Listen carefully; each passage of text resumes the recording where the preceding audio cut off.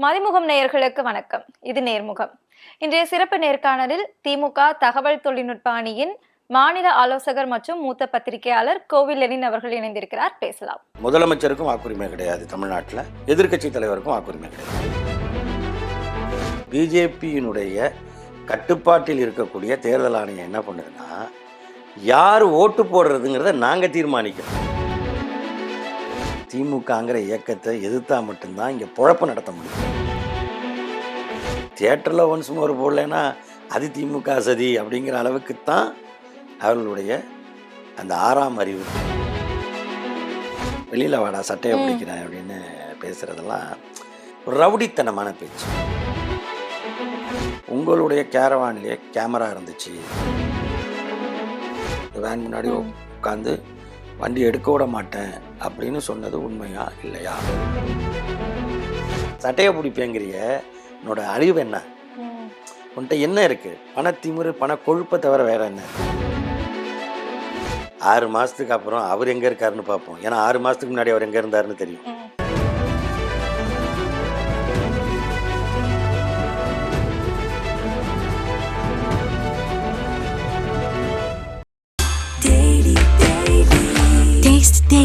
Taste the Daily.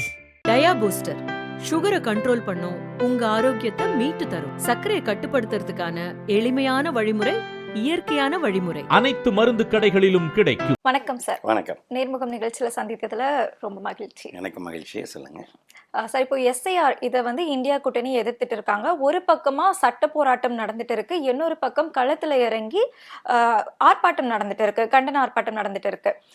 இவ்வளவு நடந்துட்டு இருக்கும்போது இன்னொரு பக்கமா எஸ்ஐஆர்ல இருக்கக்கூடிய அந்த குளறுபடிகளை தவிர்க்கிறதுக்காக வாரும் அமைச்சிருக்காங்க. அதே மாதிரி ஹெல்ப்லைன் எல்லாமே திமுக சார்பில் தான் அமைச்சிருக்காங்க. இப்போ இது எல்லாத்தையுமே சரி செஞ்சுட்டு தானே இருக்கிறாங்க. இது சரியான முறையில் போகிறது மாதிரி தானே இருக்கு. இப்போ ஏன் இவ்வளவா தீவிரமான எதிர்ப்பு தேவைப்படுது? எஸ்ஐஆர் அப்படிங்கிறதுல 2 செய்திகளை நம்ம புரிஞ்சுக்கணும். ஒன்று இந்த சிறப்பு தீவிர வாக்காளர் பட்டியல் திருத்தம் அல்லது சீரமைப்பு அப்படின்னு சொல்லப்படுறதுக்கு இதை செய்வதற்கான சரியான தருணம் இது கிடையாது அப்படிங்கிறதான் இந்தியா கூட்டணி, திமுக உள்ளிட்ட இந்தியா கூட்டணிகளுடைய நிலைப்பாடு. என்ன அப்படின்னா, முதல்ல அது இப்போ தேர்தலுக்கு இன்னும் 6 மாதம் தான் இருக்குது. குறிப்பாக இது வடகிழக்கு பருவமழை காலம் தமிழ்நாட்டை பொறுத்த வரைக்கும், கேரளா இந்த பகுதிகளெல்லாம். அதனால் இது தமிழ்நாட்டில் செய்யும் பொழுது பல நேரங்களில் அவங்களுக்கு அதுக்கான வாக்காளர்களை சந்திக்கிறதுக்கான சூழல் இருக்காது. வாக்காளர்கள் வீட்டில் இருப்பதோ இல்லையோ அல்லது நடைமுறையில் இவங்க பயணிக்கிறதுக்கோ எல்லாமே சிக்கல் இருக்குங்கிறது ஒன்று. இன்னொன்று, இவ்வளவு அவசரமாக என்ன தேவை இருக்குது? 6 மாதத்துக்கு முன்னாடி இதை நடத்தி நீங்கள் பிப்ரவரியில் இது டிசம்பரில் வரைவு வாக்காளர் பட்டியல், பிப்ரவரியில் பட்டியலை கொண்டு வந்துடுவோங்கிறீங்க. இந்த மாதிரி சொல்லும் பொழுது இந்த ஒரு மாதத்துக்குள் இதை நடத்துவது என்பது சாத்தியமில்லாதது அப்படிங்கிறது முதல். 2வது மிக முக்கியமானது, இந்த மாதிரியான குடியுரிமை சார்ந்த இப்போ இதை ஏன் இவ்வளோ தீவிரமாக பண்ணுறாங்க அப்படின்னா, இந்திய குடியுரிமை அவங்களுக்கு உள்ளவங்க தான் வாக்களிக்க முடியும். இந்திய குடியுரிமை உள்ளவங்களுக்கு தான் வாக்குரிமை இருக்கும். அது சரியானது, அது தவறில்லை. ஆனால் அது செய்யக்கூடிய அதிகாரம் தேர்தல் ஆணையத்துக்கு கிடையாது. ஓகே. இந்திய குடியுரிமை சார்ந்ததுங்கிறது அது உள்துறை அமைச்சகம், வெளியுறவுத்துறை இதெல்லாம் சார்ந்தது தானே தவிர, தேர்தல் ஆணையம் தேர்தல் வேலையை நடத்தணும். கட்சிகளை பதிவு பண்ணுறது, அதுக்கு அங்கீகாரம் கொடுக்கறது, தேர்தல் சின்னங்களை ஒதுக்கிறது, தேர்தலை நடத்துறது, தேர்தல் விதிமுறைகளை பின்பற்றுறது, வாக்காளர் பட்டியலை சரிப்படுத்துறது அப்படின்னு. இப்போ வாக்காளர் பட்டியலை சரிப்படுத்துறது அப்படின்னா, இது வரைக்கும் வாக்காளர் பட்டியலை திருத்தம் பண்ணதே இல்லையா? நம்ம ஆண்டுதோறும் பண்ணிட்டு இருக்கோம் இல்லையா எஸ்எஸ்ஆர் மூலமா. அந்த ஒவ்வொரு முறையும் அவங்க தேர்தலுக்கு முன்பாக 2 முறை அவங்க அந்த வாக்காளர் பட்டியல் திருத்த முகாம் அப்படின்னே போடுவாங்க. அதில் என்ன பண்ணுவாங்க அப்படின்னா, 3 வேலைகள் நடக்கும். ஒன்று, 18 வயது நிறைந்த ஆண் பெண் திருநங்கை யாரானாலும் இருக்கலாம். 18 வயது நிறைந்த யாராக இருந்தாலும் அவர்களுக்கு வாக்குரிமை உண்டு அடிப்படையில் அதற்கான ஆவணங்களுடன் அவர்கள் பெயரை சேர்ப்பது. 2வது, இறந்தவர்களை வாக்காளர் பட்டியலிலிருந்து நீக்குவது. 3வது, இவங்களுக்கு இந்த திருத்தங்கள் இருக்கும். சிலருக்கு முகவரி திருத்தம் இருக்கும், சிலருக்கு பெயர் திருத்தங்கள் இருக்கும், சிலர் இடம் மாறி இருப்பாங்க. இந்த பூத்துக்கு போயெல்லாம் அந்த பூத்துக்கு போயிருப்பாங்க பக்கத்தில் இருக்கிறது. அதனால் அவங்கள அந்த இடம் மாற்றம் இதெல்லாம் நடக்கும். இதெல்லாம் முடிச்சுட்டு எல்லாருக்கும் அந்த வாக்காளர் அடையாள அட்டை இருக்கா அப்படிங்கிறத பார்த்து அதுக்கு ஒரு முகாம் நடத்துவாங்க. யார் யார்கிட்ட வாக்காளர் அடையாள அட்டையிலையோ வந்து அவங்க வந்து இது பண்ணிக்கலாம் அப்படின்னு இதுக்கு ஒரு முகாம் நடத்துவாங்க. இதுதான் நடைமுறை. இது ஒரு எளிமையான நடைமுறை. இது வந்து சாத்தியமான நடைமுறை. ரெண்டுமே இதில் இருக்குது. இதை விட்டுட்டு நீங்கள் வந்து இந்த எஸ்ஐஆர் அப்படின்னு கொண்டு வர்றது, எஸ்ஐஆர் அப்படிங்கிறது வந்து செய்யக்கூடாதுன்னு இல்லை. அது வந்து ஒரு இப்போ என்ன பண்ணுறீங்க, வாக்குரிமையை வந்து நீங்கள் நல்லிஃபை பண்ணிட்டீங்க. அதாவது இன்றைக்கி வந்து வாக்காளர் பட்டியல் கிடையாது. இப்போ உங்களுக்கும் வாக்குரிமை கிடையாது, எனக்கும் வாக்குரிமை கிடையாது, முதலமைச்சருக்கும் வாக்குரிமை கிடையாது, தமிழ்நாட்டில் எதிர்க்கட்சி தலைவருக்கும் வாக்குரிமை கிடையாது இன்றைய நிலையில். ஏன்னா இந்த நம்ம வாக்காளர் பட்டியலுங்கிறது முடக்கப்பட்டு விட்டது. திரும்ப எல்லாருமே 18 வயது நிரம்பிய ஏற்கனவே வாக்களித்த எல்லாருமே ஃபார்ம் கொடுத்து உங்களை புதுப்பிச்சுக்கணும். ஓகே, இது எல்லாமே ஃபர்ஸ்ட்ல இருந்தே எல்லாமே முதல்ல இருந்து அந்த கோட்டெல்லாம் அழிங்க, நான் முதல்ல இருந்து போடுறேங்கிற மாதிரி திரும்ப கோட்டை அழிச்சு இவங்க வந்து இது பண்ணுறாங்க. மீண்டும் மீண்டும் வாங்குற மாதிரி இது வந்து இந்த ஒரு சூழல். இதை தான் கேட்குறோம். இதற்கு முன்பு அவங்க என்ன சொல்கிறாங்க, 2002 ஒரு திருத்தம் பண்ணாங்க, சிறப்பு திருத்தம் வந்து பண்ணாங்க அப்படின்ட்டு எஸ்ஐஆர் ஒன்று நடந்ததுங்கிறாங்க. 2002 2 விஷயத்தை நீங்கள் கவனிக்கணும். ஒன்று, அது தேர்தல் ஆண்டு கிடையாது தமிழ்நாட்டுக்கு. இன்னும் சரியாக சொல்லப்போனால் 2001 தேர்தல் முடிஞ்சிருச்சு, சட்டமன்ற தேர்தல் முடிஞ்சிருச்சு. அப்போ 4 ஆண்டுகள் அதுக்கப்புறம் இருக்குது. அந்த கேப்பில் தான் 2002 அவங்க பண்ணுறாங்க. எந்த ஒரு பிரச்சனையும் கிடையாது. நாடாளுமன்ற தேர்தல் கூட 2004 தான். அப்போ உங்களுக்கு உள்ளாட்சி தேர்தலும் முடிஞ்சு போச்சு. எந்த ஒரு சிக்கலும் இல்லாத ஒரு கால இடைவெளி இருந்தது, நல்ல இடைவெளியில் பண்ணாங்க. அப்போ கூட யாரும் வந்து இந்த மாதிரி வந்து ஃபார்ம் கொடுத்து நீ புதுப்பிக்கணும் அப்படிங்கிறதெல்லாம் கிடையாது. அப்படிலாம் யாரும் நாங்களாம் பண்ணலை. வருவாங்க, அவங்க தேர்தல் ஆணையத்தால் நியமிக்கப்பட்ட அலுவலர்கள் வருவாங்க. அந்த அலுவலர்கள் வந்து வீடு வீடாக கணக்கெடுப்பாங்க. இந்த பட்டியல் ஏற்கனவே இருக்கிற பட்டியலில் கேட்டுக்கிட்டு இவங்க இருக்காங்களா, இவங்க இல்லையா, இறந்துட்டாங்களா, வீடு மாறிட்டாங்களான்னு பண்ணிவிட்டு, புதுசாக யாராவது இருக்காங்களா, இந்த தேதியில் அவங்களுக்கு 18 வயது நிறைவடைந்திருந்தால் அவங்கள சொல்லுங்கள், அதுக்கு இதை கொடுங்க, அது சம்மந்தமான டாக்குமெண்ட்ஸ் கொடுங்க, ஆவணங்கள் கொடுங்க அப்படின்னு சொல்லி அதை சேர்ப்பாங்க. இவ்வளவு தான். இப்படி தான் அந்த எஸ்ஐஆர் நடந்தது. அந்த எஸ்எஸ்ஆர் மாதிரி தான் எஸ்ஐஆருமே இதுக்கு முன்னாடி நடந்துட்டு இருந்துச்சு. எஸ்ஐஆருங்கிறது அந்த அடிப்படையில் தான் நடந்ததே தவிர, ஏன்னா அப்போ கால அவகாசம் இருந்துச்சு. அவங்க ஒவ்வொரு பாகத்துலேயும் 1000 ஓட்டு இருக்குன்னா அதை கவனிக்கிறதுக்கு அவங்களுக்கு பெரிய அளவில் கால இருந்தது. அப்போ உங்களுக்கு அந்த கட்சி நிர்வாகிகளும் அவங்க கவனிச்சுக்குவாங்க, வந்தாங்களா இல்லையா, நம்ம பகுதிக்கு வந்துச்சா, வரலைன்னா எங்கள் ஏரியாவுக்கு நான் வரலைன்னா அந்த மண்டல அலுவலகத்தில் சொல்லுவாங்க, அவங்க அடுத்த வருவாங்கங்க, இந்த ஒரு தேதி போட்டு இதில் வருவாங்க அப்படிங்கிற ஒரு இது இருக்குது. இப்போ நீங்கள் பார்த்து இப்போ இவங்க என்ன சொல்கிறாங்க, 3 முறை வருவாங்க வந்து ஃபார்ம் கொடுக்கறதுக்கு. 3 முறையெல்லாம் வர்றதுக்கு இங்கே சூழலே இல்லை. ஏன்னா பயிற்சி இல்லை முதல்ல. ஓகே, வரவங்களுக்கே பயிற்சி இல்லைன்னு சொல்கிறேன். ஆமாம். இப்போ என்னன்னா, இது வந்து அமைச்சர் பிடிஆர் பழனிவேல் தியாகராஜன் ஒரு இன்டர்வியூவில் ரொம்ப அழகாக சொல்லியிருந்தார். அவர் ஏற்கனவே சொல்லியிருக்கார். அவர் வந்து 2019 தேர்தலை வந்து அவர் அனலைஸ் பண்ணிவிட்டு அதுக்கான வாக்காளர் பட்டியலேருந்து எல்லா விவரங்களையும் பார்த்த பொழுது செய்ய வேண்டிய அவசரமான சீர்திருத்தங்கள் இருக்குங்கிறத அவர் சொல்லியிருக்கார். ஆனால் அது எப்படி செய்யணும் அப்படின்னா, இவங்க எப்படி, அவர் நல்ல உதாரணம் சொல்கிறார்.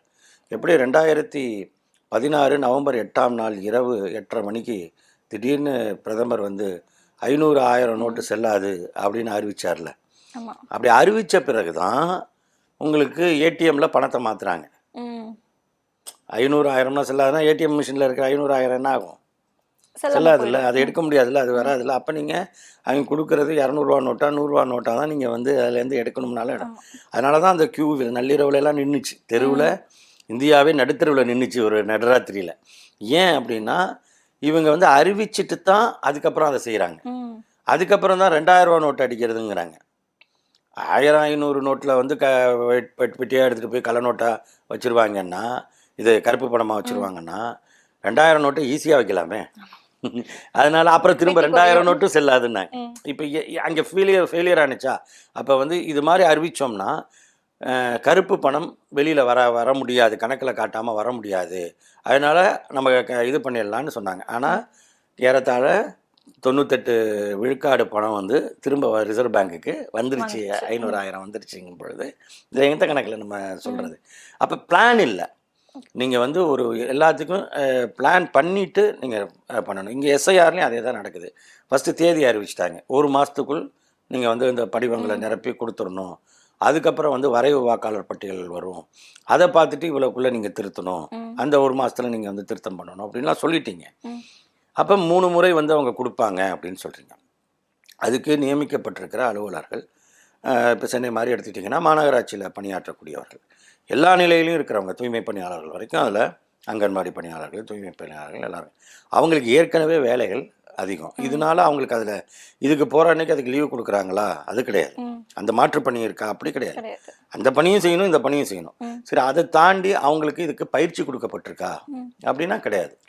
பல இடத்துல நீங்களே கவனிச்சிருக்க முடியும். இதில் என்னன்னா அவங்களுக்கு பேர் BLO அப்படின்னு பேர், பூத் லெவல் ஆஃபீஸர்ஸ். ஆமாம், பாகநிலை அலுவலர்கள். இவங்க வந்து தேர்தல் ஆணையத்தினுடைய அலுவலர்கள் இவங்க இப்போ நிலையில். இதே மாதிரி கட்சிக்கு வந்து பிரதிநிதிகள், முகவர்கள் உண்டு, பாகநிலை முகவர்கள் அப்படின்னு இருப்பாங்க, BLA2 அப்படின்னு பேர் இருக்கு. அது எல்லா கட்சியும், அங்கீகரிக்கப்பட்ட கட்சி எல்லா கட்சிக்குமே அது அவங்க போடலாம், அவங்களுடைய அவங்களுக்கு இருக்கக்கூடிய கட்சி அமைப்பு வலிமையை பொறுத்து. திமுகவை பொறுத்த வரைக்கும் தமிழ்நாட்டில் இருக்கக்கூடிய 68,000க்கும் அதிகமான பாகங்கள் அந்த பூத்தில் ஒரு பாகத்துக்கு ஒருத்தர்னு ஒரு BLA2 போட்டிருக்கு. ஸோ எப்படி வந்து தேர்தல் ஆணையம் 68,000 பூத்துக்கும் BLO போட்டிருக்கோ, அது மாதிரி திமுகவுக்கும் 68,000 பூத்துக்கும் ஒரு கட்சி அமைப்பு BLA2 இருக்குது. எந்த கட்சியோட BLA2வாக இருந்தாலும், அதிமுகவாக இருக்கலாம், பாஜகவாக இருக்கலாம், பாமகவாக இருக்கலாம், தேமுதிகவாக இருக்கலாம், கம்யூனிஸ்டாக இருக்கலாம், மதிமுகவாக இருக்கலாம், எந்த கட்சியோ எங்கெங்கே BLA2 அவங்களுக்கு இருக்காங்களோ அவங்களோட அந்த BLOவை தொடர்பு கொள்ள முடியும். இவங்க நம்பர் அவங்கள்ட்ட இருக்கும், அவங்க நம்பர் இவங்கள்ட்ட இருக்கும். அந்த மாதிரி போடப்பட்ட BLOக்களை, ஏன்னா இருக்கிறதே 1 மாதம் தான் இவங்களுக்கு, அந்த நம்பர் என்ன கொடுக்க முதல் நாள் தான் அந்த நம்பர், அதாவது நவம்பர் 4ஆம் தேதி தான் இவங்களுடைய தொடர்பு எண் கிடைக்கிது. கிடைச்ச உடனே அவங்கள தொடர்பு கொள்கிறாங்க. பல இடங்களில் அதில் சிக்கல் இருக்குது. ஏன்னா அந்த BLOவாக இருக்கிறவங்களுக்கே தெரியல தன்னை போட்டிருக்காங்க அப்படிங்கிறது முதல்ல சிலருக்கு தெரியல. சிலருக்கு இது என்ன பணின்னு தெரியல. இப்போ ஃபார்ம் கொண்டு போய் கொடுக்கணும், அந்த இதெல்லாம் எனக்கு வந்து அந்த அளவுக்குலாம் படித்து நிரப்ப தெரியாதுங்க, எனக்கு இதில் உள்ள விவரங்கள் தெரியாதுங்கன்னு சொல்கிறவங்களாம் இருக்காங்க. பல்வேறு நிலையில் அவங்க வேலை பார்க்குறவங்க, அவங்கள கொண்டு வந்து இது போட்டால் இப்போ அவங்களுக்கு என்ன தெரியும்? வீட்டுக்கு போவாங்க, இல்லை ஆள் இருக்குது, இல்லை இது எப்படி ஃபில்லப் பண்ணி நீங்களே ஃபில்லப் பண்ணி கொடுத்துருங்க அப்படின்னு அவங்கள்ட்ட கொடுத்துருவாங்க. அப்போ உங்களுக்கு என்ன ஆகுதுன்னா பயிற்சி, இது என்ன பண்ணணும், 2 ஃபார்ம் இருக்குது.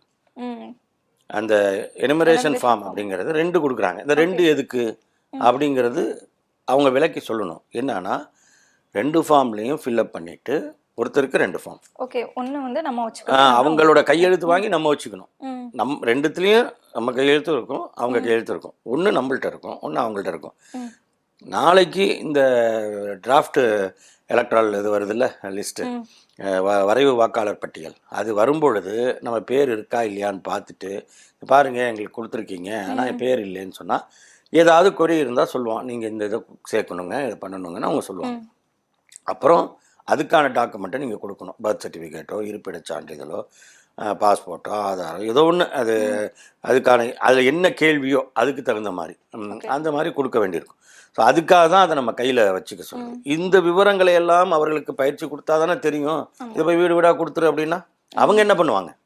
அப்போ இந்த தேர்தல் ஆணையத்துடைய அவசரங்கிறது அது பீகாரில் பண்ண மாதிரி தான். 65 லட்சம் வாக்காளர்களை நீக்கினாங்கல்ல, அது மாதிரி தமிழ்நாட்டில் எவ்வளோக்கு எவ்வளோ கழிச்சு கட்ட முடியும். ஏன்னா இங்கே பிஜேபி ஜெயிக்க போகிறதில்ல, அதுக்கு இங்கே செல்வாக்கு கிடையாது. அதிமுகவை நம்பி தான் அது வண்டியை ஓட்டுது. அதிமுக நிலைமை அது வேறையாக இருக்குது. அதனால் இங்கே இருக்கக்கூடிய நிலைமை திமுக கூட்டணிக்கும் இருக்கிற செல்வாக்கை சிதைக்கணும் அப்படின்னா வாக்காளர்கள் எடுத்துடுறது. இப்போ ஜனநாயகத்தின் சிறப்பு என்ன? தேர்தல் ஜனநாயகத்தின் சிறப்பு எத்தனையோ. அதில் வந்து தேர்தல் ஜனநாயகம் பற்றி நம்ம நிறையா விமர்சனங்கள், கிண்டல், கேலி, இதெல்லாம் நம்ம ஒரு ஜோக்கெலாம் வரும். தேர்தல் நேரம்னா பல இது இருக்கும், மீம்ஸ் எல்லாம் வரும், அதெல்லாம் ஒத்துக்கிறேன். ஆனால் எல்லாத்தையும் கடந்து ஒரு சிறப்பு இருக்குல்ல, அது என்ன தேர்தல், அது குறிப்பாக இந்திய தேர்தல் ஜனநாயகத்தில் இருக்கக்கூடிய சிறப்பு என்ன அப்படின்னா, யாராக இருந்தாலும், எவ்வளோ பெரிய கட்சியாக இருக்கலாம், எத்தனை முறை ஆட்சி செய்த கட்சியாக இருக்கலாம், அல்லது ஒரு ஆட்சிக்கு வருவதற்கு போராடக்கூடிய கட்சியாக இருக்கலாம், ஆட்சியிலிருந்து எதிர்கட்சியான கட்சியாக இருக்கலாம், எப்படி வேணாலும் இருக்கலாம், எந்த கட்சியாக வேணாலும் இருக்கலாம், புதுசு பழசு எப்படி வேணாலும் இருக்கலாம். யாராக இருந்தாலும் தேர்தல் நேரத்தில் மக்களை தான் நம்பி ஆகணும். ஏன்னால் மக்கள் தான் எஜமானர்கள். தேர்தல் ஜனநாயகத்தின் எஜமானர்கள் மக்கள். அவங்க கையில் தான் அந்த வாக்கு இருக்குது, இருக்கு. அவங்க மூடி வச்சுருப்பாங்க. இது யாருக்கு அப்படிங்கிறது என்னைக்கு தெரியும்? கவுண்டிங் அன்னைக்கு தான் தெரியும். அது வரைக்கும் எல்லா கட்சிகளுக்குமே அவர்கள் தான் அது எஜமானர்கள். ஏன்னா அந்த வாக்குரிமை 18 வயது நிறைந்த எல்லோருக்கும் வாக்குரிமை, எல்லோருடைய வாக்குக்கும் ஒரே மதிப்பு தான். ஒருவருக்கு ஒரு வாக்கு. இவர் வந்து பெரிய பணக்காரரு, அதனால் அவருக்கு வந்து இவ்வளோ நிலம் இருக்குது, அதனால் அவர் வாக்குக்கு 4 மதிப்பு. இவர் வந்து நடைபாதையில் வாழ்கிறவர், இவருக்கு ஒரு மதிப்பு அப்படின்னு இருக்கா? எல்லாருக்கும் ஒன்று தான். ஸோ அதுதான் பெருமை. அப்போ வாக்காளர்கள் தான் தீர்மானிப்பாங்க யாரை தேர்ந்தெடுக்கிறதுன்னு. யார் தங்களை ஆட்சி செய்ய வேண்டும் என்பதை வாக்காளர்கள் தீர்மானிப்பார்கள். அதுதான் தேர்தல் ஜனநாயகத்தின் சிறப்பு. எளிமையான மக்கள் தேர்ந்தெடுப்பாங்க. ஆனால் இப்போ பிஜேபியினுடைய கட்டுப்பாட்டில் இருக்கக்கூடிய தேர்தல் ஆணையம் என்ன பண்ணுதுன்னா, யார் ஓட்டு போடுறதுங்கிறத நாங்கள் தீர்மானிக்கிறோம். சார், இப்போ வந்து பிஜேபியோட கட்டுப்பாட்டுல தேர்தல் ஆணையம் இருக்கு, அது வந்து உங்களோட குற்றச்சாட்டா இருக்கு. ஆனா நமக்கு வரக்கூடிய அந்த பிஎல்ஓஸ், அதுக்கப்புறம் திமுக சார்பில் இருந்து கூட நீங்க போடப்பட்டிருக்கதா சொல்லியிருக்கீங்க.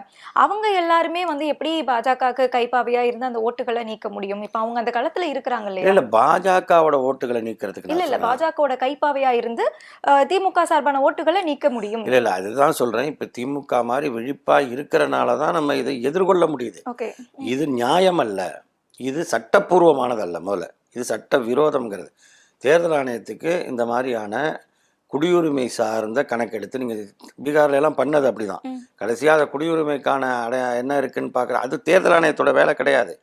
சிஏஏவை அவங்களால நேரடியாக அதை வந்து செயல்படுத்த முடியாது. என்ஆர்சியை நேரடியாக செயல்படுத்த முடியாத பாஜகவின் மறைமுக திட்டம்தான் இந்த தேர்தல் ஆணையத்தின் எஸ்ஐஆர். அவ்வளோதான். அதுதான் நான் சொல்ல வரேன். ஏன்னா தான் நேரடியாக செய்ய முடியலைங்கிறத தேர்தல் ஆணையத்தை வச்சு செய்யுது. அதனால் அதை சட்ட ரீதியாகவும் எதிர்க்கிறோம். கோர்ட்லேயும் போய் எதிர்க்கிறாங்க. இதோட கால அவகாசத்தை குறித்தும் நம்ம எதிர்க்கிறோம். அதே நேரத்தில் தேர்தலை எதிர்கொள்ள போகிறது திமுக, அதிமுக போன்ற கட்சிகள் தான். ஆனால் நாளைக்கு தேர்தல் நடந்தாலும் எதிர்கொள்ளணும். அதுக்கு தயாராக இருப்பது திமுக. அதனால அது ஏற்கனவே அதுக்கான கட்டமைப்பை உருவாக்கி வச்சிருக்கு. அதனால தான் ஒரு வாக்கு கூட பறிபோகக்கூடாது. யாரோட வாக்கு? தகுதியுள்ள ஒருவருடைய வாக்கும் பறிபோகக்கூடாது, தகுதி இல்லாத ஒருவருடைய வாக்கும் இடம்பெற்று விடக்கூடாது அப்படிங்கிறத முதலமைச்சராக திமுக தலைவர் சொல்லியிருக்கார். அதில் இப்போ இந்த வார் ரூம் இருக்குது, திமுகவோட வார் ரூம், உதவி எண் கொடுத்துருக்கோம், ஹெல்ப் லைனு. இதில் என்ன திமுக காரங்க மட்டும்தான் ஃபோன் பண்ணி கேட்கணுமா? யாருக்கும் உண்டு. தமிழ்நாட்டில் உள்ள அத்தனை 18 வயது நிறைந்த வாக்காளர்களுக்குடைய வாக்குரிமை அவங்களுக்கு எங்கே இருக்கோ அந்த இதில் அந்த படிவத்தில் இருக்கிற குழப்பத்தை எல்லாம் அவர் முதலமைச்சரே அதை வந்து சொல்லியிருக்கார். அவருக்கு கொடுக்கப்பட்ட படிவத்தை காட்டி இதில் பாருங்கள் இப்படி கேட்டிருக்கேன். இப்போ இதில் என்ன முக்கியமாக இருக்குன்னா, இப்போ அவங்க வந்து பிரிண்ட் பண்ணி கொடுத்துட்றாங்க மேலே எந்த பூத்தில் நம்ம பேர் இருக்குது என்னங்கிறத. அது தேர்தல் ஆணையம் பதிவு கொடுத்து நம்ம படமும் இருக்குது. இந்த படத்துக்கு பக்கத்தில் இப்போ அவங்க புகைப்படம் ஒட்டணும்னு சொல்லி ஒன்று கொடுக்குறாங்க. அதுக்கப்புறம் சில விவரங்கள் கேட்குறாங்க. ஆதார் எண் கொடுங்க, ஓட்டர் ஐடி இது பண்ணுங்கள், ஏதோ 2-3 பேர் கொடுங்க, தந்தை பேர் கொடுங்க, டேட் ஆஃப் பர்த் கொடுங்க, ஆதார் எண் கொடுங்க, இதெல்லாம் கேட்குறாங்க. இதுக்கு கீழே தான் 2 காலம் இருக்குது. இடது பக்கம் ஒரு காலம், வலது பக்கம் ஒரு காலம். இந்த இடது பக்கம் காலத்தில் முந்தைய சீராய்வின் போது உங்கள் பெயர் இருந்த விவரத்தை சொல்லுங்கள் அப்படின்னு. இப்போ முந்தைய சீராய்வில் 2002லையோ அல்லது 2005லையோ சில பகுதிகளில் 2005 பண்ணிட்டேன். இந்த 2002லையோ 2005லையோ நீங்கள் இருக்கக்கூடிய பகுதியில் நடந்த சீராய்வில் உங்கள் பெயர் இருந்ததுன்னா, அப்போ 2002ல் ஓட்டு போட்டிருந்தவங்களா இருந்தால் அதை எடுத்து அந்த விவரத்தை எடுத்து அதில் சேர்க்கணும்.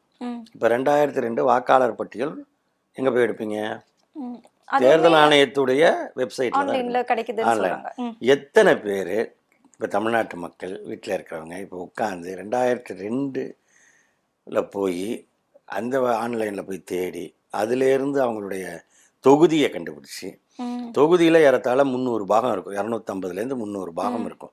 அந்த 300 பாகத்தில் தங்களுடைய பாகம் எதுன்னு கண்டுபிடிச்சி, அந்த பாகத்தில் இருக்கிற 1000 ஓட்டில் நம்ம ஓட்டு எங்கே இருக்குன்னு தேடி, அதில் எண் என்ன இருக்குது, வரிசை எண் என்ன இருக்குது, பாகம் எண் என்ன இருக்குது அப்படிங்கிறத தேடி கண்டுபிடிச்சி போடுறது வாக்காளர் வேலையா தேர்தல் ஆணையம் வேலையா? தேர்தல் ஆணையம் தான் இதெல்லாம். யாராவது வாக்காளருக்கு வந்து பாகம் என்ன இதெல்லாம் தேர்தல் ஆணையம் தான் தன்னுடைய வசதிக்கு அது வந்து பாகத்தை பிரிக்குது, தன்னுடைய வசதிக்கு வரிசை என்ன உருவாக்குது, தன்னுடைய வசதிக்கு தொகுதிகளை வரையறை செய்யுது. அப்போ இதையெல்லாம் நீங்கள் செஞ்சுட்டு ஃபில்லப் பண்ண வேண்டியது வந்து இவங்கன்னா இவங்களுக்கு எப்படி தெரியும்?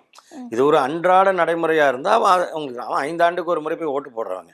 அவங்கள்ட்ட இருக்கிறதே இந்த நான் வாக்காளருங்கிறதுக்கு என்கிட்ட அடையாள அட்டை இருக்குங்க, எனக்கு பேர் வாக்காளர் பட்டியலில் பேர் இருக்குங்க, நீங்களே பூத் ஸ்லிப் கொடுத்துருக்கீங்க, இதை போய் என் பூத்தில் ஓட்டு போடுறேங்கிறது தான் அவங்க வேலை. அவங்கள இதெல்லாம் பண்ண இப்போ ஒருவேளை 2002 ஓட்டு அளிக்காதவர்கள் இப்போ வந்து கடந்த 2021 24 தான் ஓட்டு போட்டிருக்காங்கன்னு வச்சுங்க, முதல் முறையாக. முதல் ஓட்டு. ஆமாம், அவங்களுக்கெல்லாம் வந்து 2002 குழந்தையா இருந்திருப்பாங்க, ம். சிலர் பிறந்திருக்க கூட மாட்டாங்க. ஆமா. அப்படி இருக்கக்கூடிய சூழலில் அவங்களுடைய வாக்குகளை அவங்களுக்கு என்ன பண்ணணும்னா, அவங்களுடைய பெற்றோர் இருந்தாங்கள்ல, ம். அதை தேடி எடுக்கணும். ஓகே. தேடி எடுத்து அவங்க பேரை எழுதி, ம். அவங்களுக்கு எனக்கு என்ன உறவு முறைன்னு எழுதி, அவங்களுக்கு வாக்காளர் அடையாள அட்டை என்ன கொடு அப்படின்னு கேட்டால் அவங்க அப்போல்லாம் 2004க்கு அப்புறம் தான் ஓரளவு இந்த வாக்காளர் அடையாள அட்டை இதெல்லாம் முறைப்படுத்தப்பட்டுச்சு. ம். இப்போ இவ்வளவு குழப்பங்கள் வாக்காளர் மேலே நீங்கள் திணிக்கிறீங்க. ம். இதை முறையாக பயிற்சி பண்ணி ஒரு முகாம் நடத்தி நீங்கள்லாம் வாங்க, இன்னைக்கு இந்த 2 நாள் நடத்துவோங்க, 1000 பேர் இருக்கீங்களா, மொதல் 500 பேர் இந்த நேரத்துக்கு வாங்க, நீங்கள் 1 மணி நேரத்தில் நீங்கள் வாங்க, இந்த 2 மணி அடுத்த 1 மணி நேரத்தில் நீங்கள் வாங்க, வந்து இதை கொடுத்துட்டு உங்கள் இதை பண்ணுங்கன்னா அவங்களே முகாம் நடத்தினா ஒரு நாளில் முடிஞ்சிடும். அது அப்பவும் இல்லைன்னா இன்னொரு நாள் அப்போ அந்த நேரத்தில் இல்லைன்னா முகாம் நடத்தணும். இதையெல்லாம் தாண்டி இன்றைக்கி ஆன்லைனில் பண்ணக்கூடிய வாய்ப்பு தேர்தல் ஆணையத்துக்கே இருக்குது. ஓகே. இப்போ நீங்கள் எல்லாத்தையும் வந்து இணைச்சி தான் பண்ணியிருக்கீங்க. ஒருவருக்கு 2 இடத்துல ஓட்டு இருக்கா என்ன ஏதுங்கிறதெல்லாம் நீங்கள் கண்டுபிடிக்க முடியும். ராகுல் காந்தி கண்டுபிடிச்சி காட்டுறாருல, 22 இடத்துல ஒருத்தங்களுக்கு ஓட்டு இருக்குது. அப்ப அது தேர்தல் ஆணையம் கண்டுபிடிக்க முடியாதா? ராகுல் காந்தி கண்டுபிடிக்கிறாரு, அதை ஏற்றுக்க மாட்டேங்கிறீங்க. சரி, நீங்களாவது அதை பார்த்துட்டு செய்யலாம்ல. அதை தான் சொல்கிறேன். இவர்களுக்கு வந்து அதில் வந்து இது வந்து நோக்கமே வேற, இதில் உள்நோக்கம் இருக்குங்கிறனால தான் திமுகவும் கூட்டணி கட்சிகளும் இந்தியா கூட்டணியும் அதை எதிர்க்குதே தவிர, தேர்தல் நடைமுறைகளை செயல்படுத்துவதில் அதில் வந்து தேர்தல் பணிகளை கவனிப்பதில் திமுகவுக்கு நீண்ட அனுபவம் உண்டு, சிறப்பாக செய்யக்கூடிய வலிமை உண்டு, அதற்கான கட்டமைப்பு உண்டு. அதனால தான் அதை செஞ்சுக்கிட்டு இருக்கோம். எந்த ஒரு வாக்கும் விடுபட்டுறக்கூடாது அப்படிங்கிறதுக்கு தான். அவங்க நோக்கம் அலட்சியமாக இருந்தோம்னா இது போயிடும். எத்தனையோ பேருக்கு சிலர் கேட்குறாங்க, வாக்காளர்கள் என்ன கேட்குறாங்கன்னா, அந்த பிஎல்ஓ கொண்டு வந்து இது கொடுக்கும் பொழுது அவங்களுக்கு தெரியல, எதுக்குங்க இதை கொடுக்குறீங்க, எங்கள் பேர்லாம் ஓட்டர் லிஸ்ட்டில் இருக்குங்க, நாங்கள் எங்கே எழுதி கொடுக்கணும் அப்படிங்கிறாங்க. அவங்க எல்லாருக்குமே இப்போ வாக்குரிமை யாருக்குமே கிடையாது, எல்லாமே நல்லிஃபை ஆகிடுச்சு, அதாவது முடக்கப்பட்டுடுச்சு வாக்காளர் பட்டியல். யாராக இருந்தாலும் புதுப்பிச்சா மட்டும்தான், புதுப்பித்து அதை தேர்தல் ஆணையம் ஏற்றுக்கொண்டால் மட்டும்தான் நமக்கு வாக்குரிமை. இதுதான் இப்போ உள்ள நிலைமை. சார், நீங்க சொல்லும் போது வந்து இது வந்து குடியுரிமைக்கு எதிரானது அப்படிங்கிற மாதிரி இல்லை, சொல்லியிருந்தீங்க. குடியுரிமை அதாவது என்னன்னா, குடியுரிமை நடைமுறைங்கிறது தேர்தல் ஆணையம் கையில் கிடையாது. ஓகே. இப்போ குடியுரிமை திருத்த சட்டம்னு கொண்டு வந்தது பாஜக, அதை நடைமுறைப்படுத்துவதில் பல எதிர்ப்புகள் வந்தது, அதை அப்படியே ஒத்தி வச்சாங்க. இப்போ அவங்களுடைய நோக்கம் இங்கே இருக்கிற சிறுபான்மை மக்களை அவருடைய வாக்குரிமையை எடுத்துடுறது, அவர்களை நாடற்றவர்களாக ஆக்கணும் அப்படிங்கிற ஒரு உள்ளுக்குள்ளே அவங்களுக்கு இருக்கு, உள்ள ஹிடன் அஜெண்டா. அதுதான் சிஐஏவோட நோக்கம். நீங்கள் வந்து பங்களாதேஷ்லேருந்து வந்த, நீ மியான்மர்லேருந்து வந்த, அங்கே இருந்த, இப்போ அவங்க என்ன சொன்னாங்க, பாகிஸ்தான், ஆப்கானிஸ்தான், பங்களாதேஷ் இந்த 3 நாடுகளிலிருந்து யாரை வந்து நமக்கு அனுமதிப்போம் அப்படின்னா, இந்துக்கள், கிறிஸ்தவர்கள், சீக்கியர்கள், பௌத்தர்கள், ஜைனர்கள், இந்த மதத்தை சேர்ந்தவங்க இந்த ஆண்டுக்குள்ள அங்கிருந்து இந்தியாவிற்கு வந்திருந்தால் அவர்களுக்கு குடியுரிமை உண்டு. அப்போ இதில் யார் விடுபட்டிருக்கா? சிறுபான்மையினர்கள், முஸ்லீம்கள் மட்டும் விடுபட்டிருக்காங்க. அப்போ நோக்கம் அதான். அதாவது இதெல்லாம் சொல்லி அதை மட்டும் விட்டுறது, இவங்களுக்கு கிடையாதுன்னு சொல்கிறது. இப்போ நீங்கள் அதே இந்துக்களுக்கு உண்டு, இந்துக்களுக்குன்னு நீங்கள் வைக்கிறீங்களே, அதை வந்து நீங்கள் உண்மையாகவே நேர்மையாக இந்துக்கள் தான் அதில் இருக்கணும் அப்படின்னு உண்மையிலேயே நீங்கள் இந்துக்களுக்கான நலனை விரும்பக்கூடியவர்கள், பெரும்பாலான இந்துக்களின் நலனை விரும்பக்கூடிய கட்சி பாஜக, மற்ற கட்சியெலாம் இந்து விரோத கட்சி, பாஜக தான் இந்துக்களுக்கான கட்சின்னா உண்மையான அக்கறை இருந்திருந்தா நீங்கள் பாகிஸ்தான், ஆப்கானிஸ்தான், பங்களாதேஷ் இந்துக்கள் வரலாம், நம்ம அங்கிருந்து இங்கே வந்தவர்களுக்கு குடியுரிமை வழங்கணும்னு சொன்னப்பயே இலங்கையிலிருந்து வந்த இந்துக்களுக்கும் கொடுப்போம்னு சொல்லியிருக்கலாம்ல. ஏன் நீங்கள் இலங்கையை கண்டுக்கல? இலங்கையிலேருந்து வந்தாங்களே எவ்வளோ பேர், இங்கே கிட்டத்தட்ட 1 லட்சம் பேர் இருக்கிறாங்க தமிழ்நாட்டில். மிச்சம் இருக்கிற பிறகு 1 லட்சம் பேர் இருக்கிறாங்க, அவர்களுக்கு குடியுரிமை கொடுக்கலாமே, ஏன் அதை சேர்க்கல? ஏனென்றால் உங்களுக்கு வெறுப்பே முஸ்லீம் வெறுப்பு. பாகிஸ்தான் முஸ்லீம் நாடு, ஆப்கானிஸ்தான் முஸ்லீம் நாடு, பங்களாதேஷ் முஸ்லீம் நாடு. நீங்கள் அந்த 3 அந்த வைக்கிறீங்கள, அப்போ இங்கே வந்து அங்கே இருக்கிற அந்த 3 முஸ்லீம் நாடுகளில் இருக்கக்கூடிய சிறுபான்மை மதத்தினர், அதனால தான் முஸ்லீமை சேர்க்கல. அந்த 3 முஸ்லீம் நாடு, அங்கே இந்துக்கள் சிறுபான்மையினர், சீக்கியர்கள் சிறுபான்மையினர், ஜைனர்கள் சிறுபான்மையினர், பௌத்தர்கள் சிறுபான்மையினர், கிறிஸ்தவர்கள் சிறுபான்மையினர். அப்போ இங்கே இருக்கிறது வந்து ஒரு பௌத்த நாடு, எது இலங்கைங்கிறது சிங்கள பௌத்த நாடு. அப்போ அங்கே இந்துக்கள் வந்து சிறுபான்மையினர் தானே. அப்போ அவங்களுக்கு ஏன் நீங்கள் கொடுக்கல? அப்போ சிறுபான்மை இந்துக்கள் மேலே உங்களுக்கு வெளிநாடுகளில் இருக்கக்கூடிய, இந்தியாவுக்கு அண்டை நாடுகளில் இருக்கக்கூடிய சிறுபான்மை இந்துக்கள் மீது உங்களுக்கு அக்கறை இருந்திருக்குமே ஆனால் இலங்கை அதில் வந்திருக்கணும்ல. உங்கள் நோக்கம் முஸ்லீம் நாடுகளுடன் அங்கே இருக்கிற முஸ்லீம் நாடுகள் மீதான பகையும் இங்கே இருக்கிற முஸ்லீம்கள் மீதான வெறுப்பும் தான் உங்களுக்கு அடிப்படையை தவிர இதில் வேறு ஒன்றும் கிடையாது. இதை நடைமுறைப்படுத்துறதுக்கு பீகாரில் பயன்படுத்தினாங்க. நான் கேட்குறேன், பீகாராவது அந்த வட மாநிலம் அந்த பகுதியில் இருக்குது, அடுத்து வங்காளம் இருக்குது, வங்காளத்தை தாண்டினா வங்காளதேசம் இருக்குது, எல்லாம் அந்த ஒரு ஒட்டிய பகுதியாக இருக்குது. இது என்ன பகுதி? தமிழ்நாடுங்கிறது. இங்கே இருக்கிற முஸ்லீம்கள்லாம் யார்? ராமநாதபுரத்திலோ கீழக்கரையிலோ இந்த பக்கம் நாகூரிலோ காயல்பட்டினத்திலோ இருக்கக்கூடிய முஸ்லீம்கள்லாம் யார்? தமிழ் பேசுகிற இங்கே இருக்கக்கூடிய முஸ்லீம். அப்போ இங்கிருந்த ஒரு காலத்தில் இந்த வர்ணாசிரம சனாதன ஒடுக்குமுறையை தாங்க முடியாமல் அந்த ஒடுக்குமுறையை தாங்க முடியாமல் மதம் மாறியவர்கள் தான் அவங்க. ஒரு அந்த இந்து மதம் என்று சொல்லப்படுகிற மதத்தில் பெரும்பாலானவர்கள் ஒடுக்கப்படுகிறவர்கள், குறிப்பிட்ட பேர் தான் ஆதிக்கம் செலுத்துவாங்க. அப்போ அந்த ஒடுக்கப்பட்டவர்களை தாங்க முடியாமல் சிலர் வந்து மதம் மாறிட்டாங்க. இன்னமும் ஒடுக்குமுறைக்கு உள்ளாகி தீண்டாமை எல்லாத்தையும் அனுபவித்து கொண்டிருந்த ஒரு சமூகமும் இருந்துச்சு. அது இந்த சுதந்திரத்துக்கு பிறகு அரசியல் சட்ட அமைப்பு வந்த பிறகு அதனுடைய பாதுகாப்பில் அது கொடுக்கக்கூடிய வாய்ப்புகளில் இன்றைக்கி முன்னேறி வராங்க. இப்போ இதுதானே இங்கே நடந்தது. இங்கே வேறு என்ன இருக்குது? இங்கே பாகிஸ்தான்லேருந்தோ பங்களாதேஷ்லேருந்தோ வந்தவங்க இருக்காங்களா? ஆப்கானிஸ்தான்லேருந்தோ வந்தாங்களா? இல்லை அந்த பக்கம் ஈரான்லேருந்து வந்தாங்களா? இதில் இந்த சவுதியிலேருந்து வந்தாங்களா? அப்போ உங்கள் நோக்கமே இதில் வந்து இருக்கிறனால தான் இந்த குடியுரிமை சார்ந்ததை நீ தேர்தல் ஆணையம் மூலமாக பண்ணாத. அதை சார்ந்து பொதுவாக குடியுரிமை என்ற பார்வையும் அதில் வந்து அங்கங்கே முஸ்லீம்களை வந்து முஸ்லீம்கள் மட்டுமல்ல, நல்லா தெரிஞ்சுங்க, தலித் மக்கள் ஓட்டுகளை பறிக்கிறாங்க. பீகாரில் நிறைய அது பறி போயிருக்கு. பெண்கள் ஓட்டு பறி போயிருக்கு. இதுக்கு முன்னாடி நடந்த தேர்தலுக்கும் இப்போ தேர்தல் நடந்து முடிஞ்சிருக்கல, நல்ல இது வரப்போகுது, ரிசல்ட் வரப்போகுது. அந்த ரெண்டுக்குமான இடைவெளியை நீங்கள் பார்த்தீங்கன்னா, போன தேர்தலில் ஆண்கள் எவ்வளோ பேர் இருந்தாங்க, பெண்கள் எவ்வளோ பேர் இருந்தாங்க வாக்காளர்கள். இந்த தடவை பீகாரில் எவ்வளோ இருந்தாங்கன்னு பார்த்தா பெண் வாக்காளர்கள் எண்ணிக்கை குறைஞ்சிருக்கு. ஸோ இங்கே நீங்கள் வந்து அந்த வல்னரபிள் பீப்புளுங்கிறாங்களே, யாரெல்லாம் வந்து எளிதாக ஒடுக்கப்பட முடியுமோ அவங்களெல்லாம் அதை வந்து அவங்கள குறிவைத்து அவர்களுடைய வாக்குகளை நீக்கிறது. ஏன்னா இந்த வாக்குகள் பிஜேபிக்கு வராது. இதுதான் அதோடைய நோக்கம். அப்போ வாக்குரிமை பறிக்கப்படுது, குடியுரிமைக்கு சவால் விடப்படுது. இதையெல்லாம் நீ ஏன் பண்ணுற? தேர்தல் ஆணையத்தோட வேலை என்ன? 18 வயது நிரம்பியவர்களுக்கு வாக்குரிமையை கொடுக்கறதா முதல் வேலை. எந்த வகையிலும் வாக்குரிமை நீ பறிக்கக்கூடாது. எதுக்கு எனுமரேஷன் ஃபார்ம்? நீங்கள் அதே பழைய முறையில் நீங்கள் முழுமையான எஸ்ஐஆர் பண்ணுறதா இருந்தாலும் வீடு வீடாக போங்க பாருங்கள், அதே மாதிரி பண்ணுங்கள். இல்லாதவங்களை நீங்கள் நீக்குங்க, அதற்கான இதை கொடுங்க. இன்றைக்கி எவ்வளவோ வசதிகள் இருக்குது, தொடர்புகள் இருக்குது அவங்களுக்கான. நீங்கள் வந்து இதுக்கெல்லாம் தேர்தல் நெருங்கும் பொழுது என்ன சொல்கிறீங்க? உங்களுக்கு வந்து அந்த பூத் ஸ்லிப் வரலையா, நீங்கள் இந்த நம்பரை தொடர்பு கொள்ளுங்கள், உங்களுடைய வாக்காளர் அடையாள அட்டை என்ன போடுங்க, உங்களுக்கு பூத் ஸ்லிப் வந்து ஆன்லைனில் அனுப்புகிறோம். பண்ணுறீங்களா இல்லையா? இதெல்லாம் பண்ண முடிஞ்ச உங்களுக்கு இது மட்டும்தான் வீடு வீடாக போவீங்க, 3 தடவை கதவை தட்டுவோங்கிறதெல்லாம் என்ன கதை இது? அப்போ நோக்கம் என்ன அப்படிங்கிறதான் கேள்வி. சார், இப்போ வந்து வாக்காளர் பட்டியலில் இருந்து பெயர் நீக்கப்படுறது ஒரு பக்கம் இருக்கும்போதும் போலியான வாக்குகள் சேர்க்கப்படுறதாகவும் ஒரு குற்றச்சாட்டு இருக்கு இல்லையா சார்? இந்த வாக்குகள் வந்து பிற மாநிலங்கள்ல இருந்து வருது அப்படின்னு சொல்றாங்க.